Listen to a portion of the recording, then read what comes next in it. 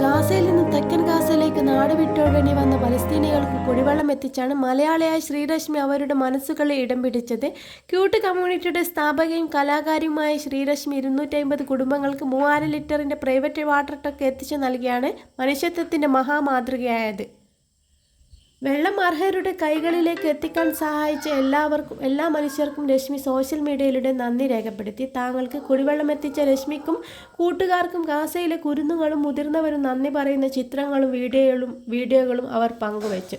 ഗാസയിലെ ജനതയ്ക്ക് വേണ്ടി സഹായം അഭ്യർത്ഥിച്ചുകൊണ്ടുള്ള നിരവധി പോസ്റ്ററുകളിലൂടെയാണ് രശ്മി ഇത്തരം സഹായങ്ങൾ യാഥാർത്ഥ്യമാക്കാൻ പരിശ്രമിച്ചത്. നൂറുകണക്കിന് പേരാണ് ശ്രീരശ്മിയുടെ ഈ പ്രവൃത്തിയിൽ അവരെ അഭിനന്ദിച്ചും ആശംസ അറിയിച്ചും സോഷ്യൽ മീഡിയയിലൂടെ രംഗത്തെത്തിയത്.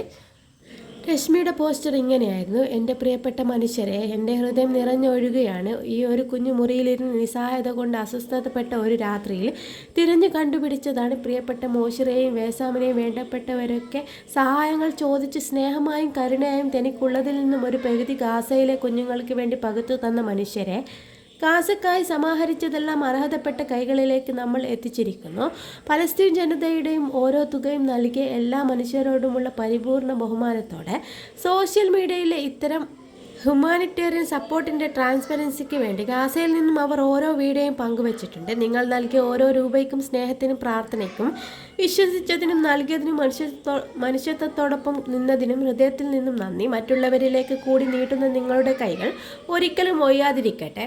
കേരളത്തിൽ നിന്നുള്ള രശ്മിക്ക് നന്ദി എന്ന് പറഞ്ഞുള്ള പോസ്റ്ററുകൾ പിടിച്ചാണ് സ്ത്രീകളും കുട്ടികളും അടക്കമുള്ള ഗാസയിലെ ജനത നന്ദി അറിയിച്ചത്. കുടിവെള്ളക്ഷാമം രൂക്ഷമായിരുന്ന ഘട്ടത്തിൽ പ്രൈവറ്റ് വാട്ടർ ടാങ്ക് എത്തിക്കുക എന്ന വഴി മാത്രമേ മുന്നിലുണ്ടായിരുന്നുള്ളൂ. പലസ്തീന് വേണ്ടി സ്നേഹം പകുത്തു നൽകുന്ന എല്ലാവർക്കും 1000 നന്ദി രശ്മി കുറിച്ചു.